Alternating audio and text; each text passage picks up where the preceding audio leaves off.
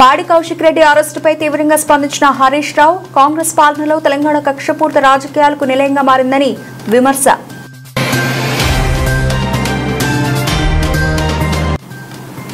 పథకాల అమలులో ఎవరికీ సందేహాలు అవసరం లేదన్న భట్టి విక్రమార్క. వ్యవసాయ యోగ్యత కలిగిన భూములకు ఎకరాకు 12,000 రూపాయలు చెల్లిస్తామని వెల్లడి.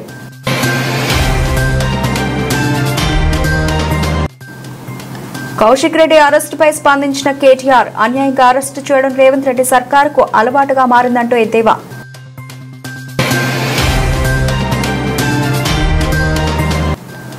కేంద్ర మంత్రి కిషన్ రెడ్డి ఇంట్లో సంక్రాంతి వేడుకలు పాల్గొన్న మోదీ, చిరంజీవి.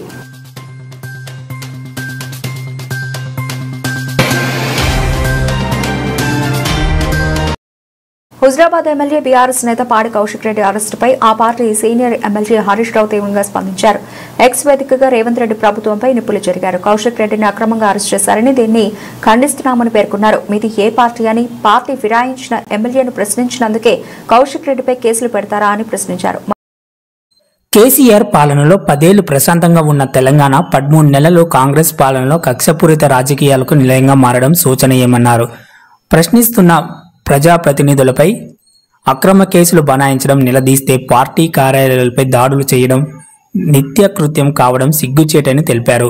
సీఎం రేవంత్ రెడ్డి 6 గ్యారెంటీలు హామీలు అమలు పరిపాలనకు గాలికి వదిలేసి ప్రతిపక్షాలను వేధించడమే లక్ష్యంగా పెట్టుకున్నాడని ఆరోపించారు. ప్రశ్నిస్తే కేసులు, నిలదీస్తే దాడులు, అడిగితే అరెస్టులు. ఇందిరమ్మ రాజ్యం అంటే ఇదేనా అని నిలదీశారు. 7 గ్యారెంటీగా ప్రజాస్వామ్య పునరుద్ధరణ అని కోడ్ డబ్బా కొట్టి ఇప్పుడు ప్రజాస్వామ్యాన్ని కూనీ చేశారని ఆరోపించారు. తద్వారా ఎమర్జెన్సీ పాలనను తలపిస్తున్నారని దుయ్యపట్టారు. మీ అణిచివేతలను, మీ నిర్బంధాలకు, మీ దాడులకు బీఆర్ఎస్ పార్టీ అదరదు బెదరదన్నారు. ప్రజాక్షేత్రంలో మిమ్మల్ని అడుగడుగునా నిలదీస్తూనే ఉంటామని, ప్రజల తరపున పోరాటం చేస్తూనే ఉంటామన్నారు. అక్రమంగా అరెస్టు చేసిన ఎమ్మెల్యే కౌశిక్ రెడ్డిని తక్షణం విడుదల చేయాలని డిమాండ్ చేశారు. పండగకు ఊర్లకు వెళ్లేవారు రైతులతో చర్చ జరపండి. కాంగ్రెస్ ప్రభుత్వం రైతులకు చేసిన మోసాలను అన్ని చెప్పండి. బీఆర్ఎస్ పార్టీ రైతులను అండగా ఉంటుందని భరోసా ఇవ్వండి అని తెలిపారు. అన్నం తింటుంటే గట్టిగా దమ్ముంటే కేసీఆర్ గారు పెట్టిన భిక్షని రాజీనామా చేసి కాంగ్రెస్ టికెట్ మీద పోటీ చేయమని గెలుస్తాడో చూద్దాం. అదే జగిత్యాలో అంత పెద్ద మొగోడైతే చేయమని చెప్పు. కేసీఆర్ గారికి ఇచ్చిన భిక్షకి సిగ్గు లేకుండా ఇంకా వచ్చి స్టేజ్ మీద కూర్చొని సిగ్గు శరం లజ్జ మానం ఉందా ఆయనకు? అసలు అన్నం తింటున్నా, పెండ తింటున్నా. ఆయన ఒక్కనే కాదు, ఉన్న 10 మంది ఎమ్మెల్యేలు కూడా రాబోయే కాలంలో ఎక్కడ కూడా తిరగనీయం, ఇదే విధంగా అడ్డుకుంటాం. నీకు దమ్ముంటే వాళ్ళు మొగోళ్ళే అయితే వాళ్ళని రాజీనామా చేయమని చెప్పు. దయచేసి మీరందరూ గ్రామాల్లో చర్చ పెట్టాలని పండగకు ఊరికి వెళ్తున్న వారికి నేను పిలుపునిస్తా ఉన్నా. అన్నిట్లో మోసం. రైతు భరోసా ఇప్పుడైతే 10,000, నేనొస్తే 15,000 అన్నాడు. మోసం. వ్యవసాయ కూలీలందరికీ 12,000 ఇస్తా అన్నాడు. మోసం. అన్ని పంటలకు బోనస్ అన్నాడు. మోసం. పంటలకు బీమా అన్నాడు. మోసం. రైతు రుణమాఫీ అందరికీ చేస్తానన్నాడు. మోసం. అడుగడుగున ప్రతి పథకములో అయితే ఎగవేతలు, లేదంటే కోతలు. ఈ రకంగా రైతులకు తీవ్రంగా అన్యాయం చేసినారు. దీని మీద పండగకు ఊళ్ళకు వెళ్తున్నటువంటి వాళ్ళు రైతులతో చర్చించండి, రైతులకు ధైర్యాన్ని ఇవ్వండి, రైతుల కష్టాలు తెలుసుకొని వారికి భరోసానిచ్చి వాళ్ళు ఈ బీఆర్ఎస్ ప్రభుత్వం ఎట్లా మేలు చేసిందో, కాంగ్రెస్ ఎట్లా మోసం చేసిందో తెలుసుకొని కాంగ్రెస్ మీద పోరాటానికి సన్నద్ధం కావాలి.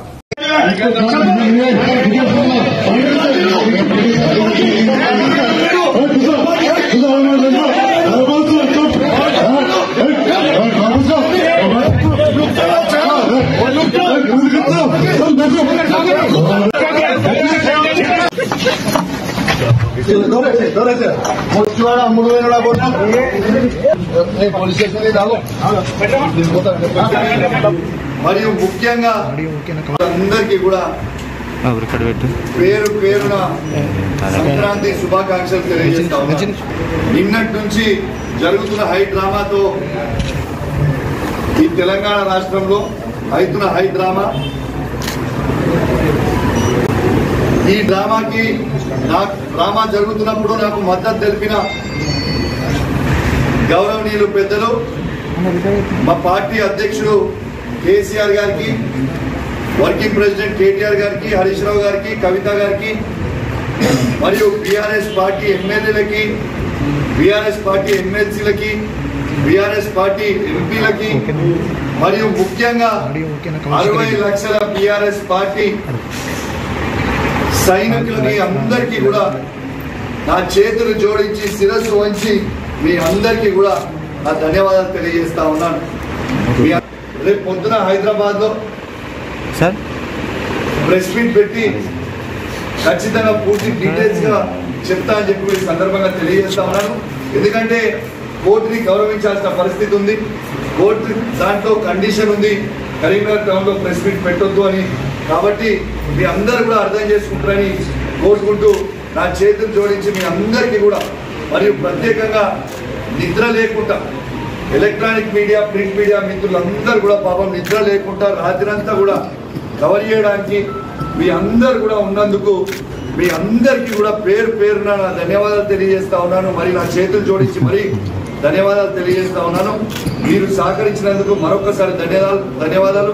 మరియు ప్రత్యేకంగా ఎలక్ట్రానిక్ మీడియా, ప్రింట్ మీడియా మిత్రులందరికీ కూడా పేరు పేరున సంక్రాంతి శుభాకాంక్షలు తెలియజేస్తూ సెలవు తీసుకుంటా ఉన్నాను. జై తెలంగాణ. పడేది లేదు, ఖచ్చితంగా ఇలా ప్రజల పక్షాన ఖచ్చితంగా నిలబడతాం, ప్రజల కోసం నిలబడతాం. వాళ్ళు ఎన్ని ఇబ్బందులు పెట్టినా మేము. హుజరాబాద్ బీఆర్ఎస్ ఎమ్మెల్యే పాడి కౌశిక్ రెడ్డిని కరీంనగర్ పోలీసులు అరెస్టు చేయడంపై బీఆర్ఎస్ వర్కింగ్ ప్రెసిడెంట్ కేటీఆర్ స్పందించారు. ఎమ్మెల్యే కౌశిక్ రెడ్డి అరెస్టు దుర్మార్గమని పేర్కొన్నారు. అక్రమ కేసులు బనాయించి అన్యాయంగా అరెస్టు చేయడం రేవంత్ రెడ్డి సర్కారుకు అలవాటుగా మారిందని విమర్శించారు. పార్టీ ఫిరాయించిన ఎమ్మెల్యేను వెనుకేసుకొచ్చి కౌశిక్ రెడ్డిని అరెస్టు చేయడం అప్రజాస్వామికమని కేటీఆర్ పేర్కొన్నారు.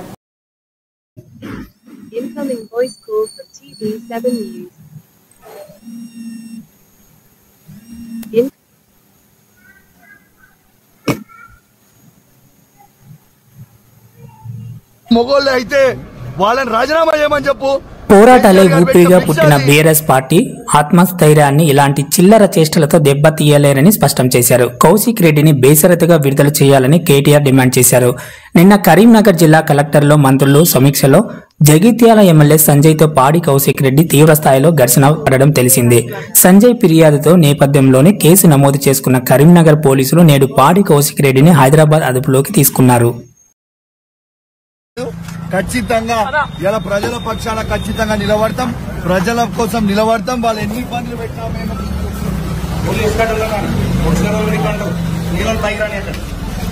ఉప ముఖ్యమంత్రి మల్లు భట్టి విక్రమార్క కీలక వ్యాఖ్యలు చేశారు. రెవెన్యూ రికార్డుల ఆధారంగా రైతు భరోసా ఇస్తామని వెల్లడించారు. ఇంద్రమ్మ ఇళ్ల నిర్మాణానికి 22,500 కోట్ల రూపాయలు, ఇంద్రమ్మ ఆత్మీయ భరోసాకు 2,000 కోట్ల రూపాయలు, రైతు భరోసాకు 19,000 కోట్ల రూపాయలు చొప్పున ఖర్చు చేసుకుంటూ ముందుకు వెళుతున్నామన్నారు. ఈ పథకాల అమల్లో ఎవరికీ సందేహాలు అవసరం లేదన్నారు.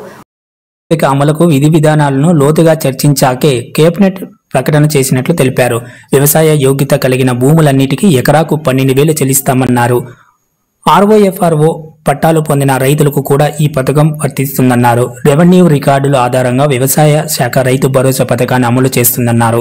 ఉపాధి హామీ పథకంలో జాబ్ కార్డు తీసుకున్న కుటుంబం కనీసం 20 రోజులు పనిచేసి ఉండి సెంటు భూమి లేని వ్యవసాయ కూలీలకు ఇందిరమ్మ ఆత్మీయ భరోసా పథకం అందుతుందన్నారు. రేషన్ కార్డులు ఇందిరమ్మ ఇళ్లకు కూడా పూర్తిగా అర్హులేనని ఎంపిక చేస్తామన్నారు.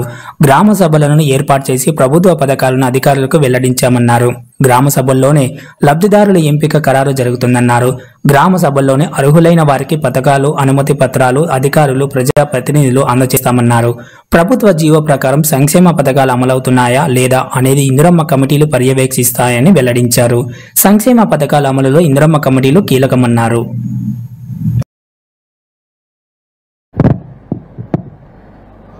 సభాధ్యక్షులు డిసిసిబి ప్రెసిడెంట్ దొండపాటి వెంకటేశ్వర్లు గారికి అభినందనలు. వచ్చిన తర్వాత మనం చేసినటువంటి పథకాలన్నీ 1 కాదు, 2 కాదు, 3 కాదు, 10 ఏళ్ళు ఆ ప్రభుత్వం చేయని పథకాలన్నీ చేశాం. మహిళలందరికీ బస్సులో ఉచితంగా తిరిగే కార్యక్రమాన్ని చేశాం. 10 లక్షల వరకు రాజీవ్ ఆరోగ్యశ్రీ కార్యక్రమాన్ని చేశాం.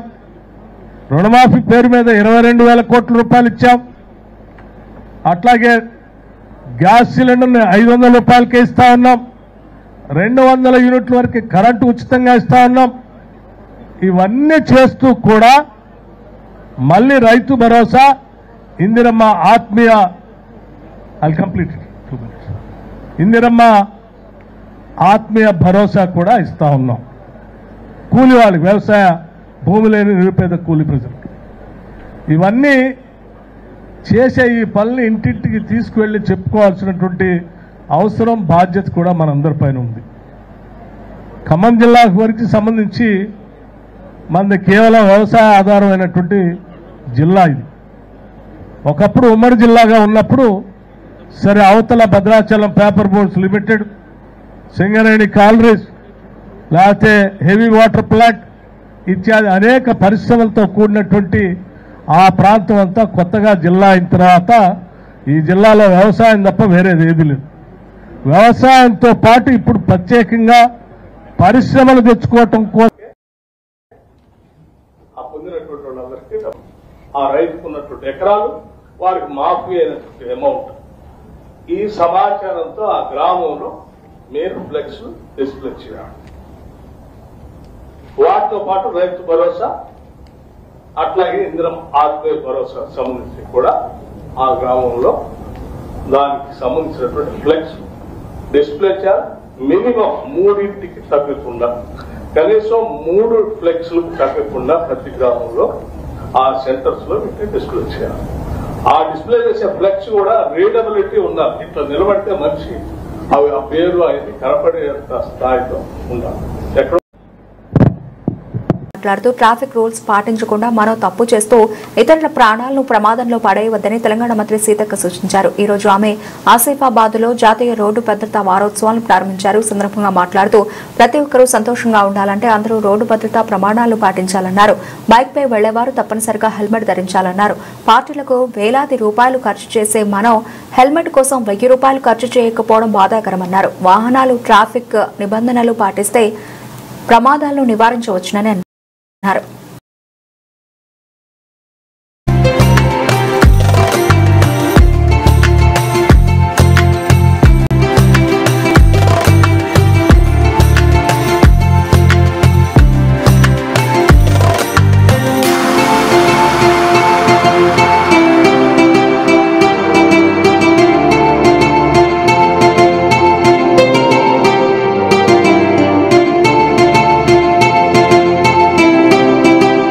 రాష్ట్రాల్లో సంక్రాంతి సంబరాలు అంబరాన్ని అంటున్నాయి. ఎల్బీనగర్ ఎమ్మెల్యే సుధీర్ రెడ్డి నివాసంలో భోగి వేడుకను ఘనంగా నిర్వహించారు. ఈ వేడుకలో బీఆర్ఎస్ వర్కింగ్ ప్రెసిడెంట్ కేటీఆర్, ఎమ్మెల్యేలు హరీష్ రావు, పాడి కౌశిక్ రెడ్డి, ముఠా గోపాల్, లక్ష్మారెడ్డి, మాజీ ఎమ్మెల్యేలు బాల్క సుమన్, పట్లోల కార్తిక్ రెడ్డి తదితరులు పాల్గొన్నారు. మరోవైపు కేబీఆర్ పార్క్ వద్ద తెలంగాణ సంస్కృతి ఆధ్వర్యంలో భోగి వేడుకలు ఘనంగా జరిగాయి. ఈ వేడుకల్లో బీఆర్ఎస్ ఎమ్మెల్సీ కవిత ముఖ్య అతిథిగా పాల్గొన్నారు. ఈ కార్యక్రమానికి పెద్ద ఎత్తున మహిళలు తరలివచ్చారు. ఈ సందర్భంగా కవిత మాట్లాడుతూ హైదరాబాద్ నడుపుటిన పల్లె వాతావరణాన్ని సృష్టించి భోగి వేడుకలు నిర్వహించడం అభినందనీయమని అన్నారు. భోగి అంటేనే ప్రతికూలతలను విడిచిపెట్టి కొత్త ఉత్సాహంతో ముందుకు వెళ్లడమని అన్నారు.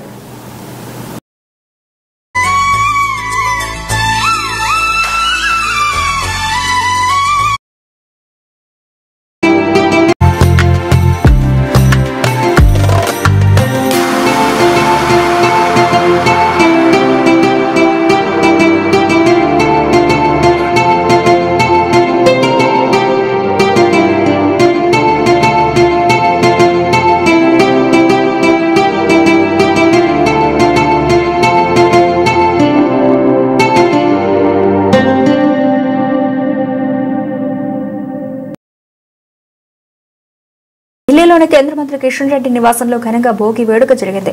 ఈ కార్యక్రమంలో ప్రధాని నరేంద్ర మోదీతో పాటు ఇతర ప్రముఖులు పాల్గొన్నారు.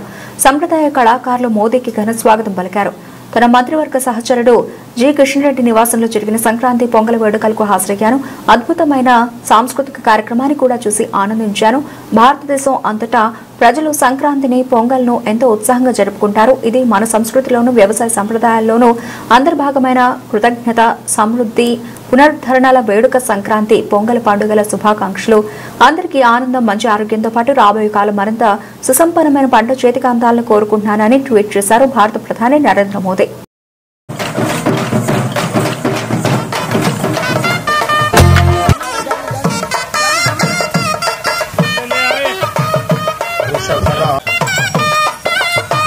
ఓం చత్వారి శృంగాత్రయోస్సపాదో तैलं समर्पयामि अग्नेनय सुपथाराये अस्मान् विश्वानि देव वयुनानि विद्वान् योध्यस्मज्जुहुराणमेनो भूयिष्ठान्ते नमभुक्तिं विधेमा तैलधारां समर्पयामि भोगिरूपयज्ञेश्वराय तैलधारां समर्पयामि।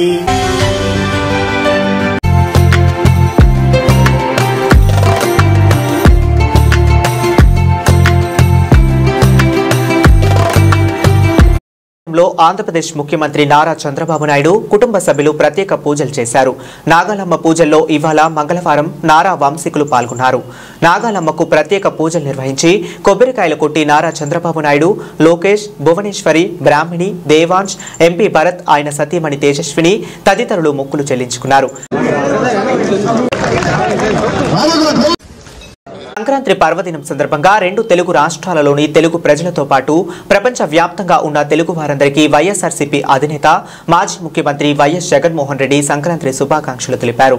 మన సంస్కృతి, సాంప్రదాయాలు, ఆచార వ్యవహారాలు, సొంత గ్రామాల మీద మమకారానికి మనమంతా ఇచ్చే గౌరవానికి సంక్రాంతి పండుగ ఒక ప్రతీక అని వైఎస్ జగన్ అన్నారు. భోగిమంటలు, రంగవల్లులు, హరిదాసుల కీర్తనలు, గంగిరెద్దులు, గాలిపటాలు, సందళ్లు,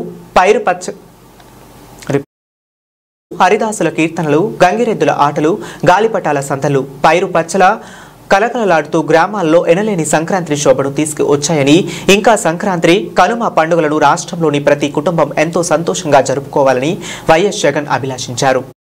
తిరుమల తొక్కిసలాట ఘటనపై వైసీపీ ఎంపీ వైవి సుబ్బారెడ్డి స్పందించారు. వైకుంఠ ద్వార దర్శనాల సమయంలో ఇటువంటి ఘటన జరగడం దురదృష్టకరమని ఆయన అన్నారు. దీనికి బాధ్యులైన అధికారులపై కేసు నమోదు చేయాలని ఆయన డిమాండ్ చేశారు. తిరుమల తొక్కిసలాట ఘటనపై టీడీపీ మాజీ chairman YCP MP YV Subbareddy స్పందించారు.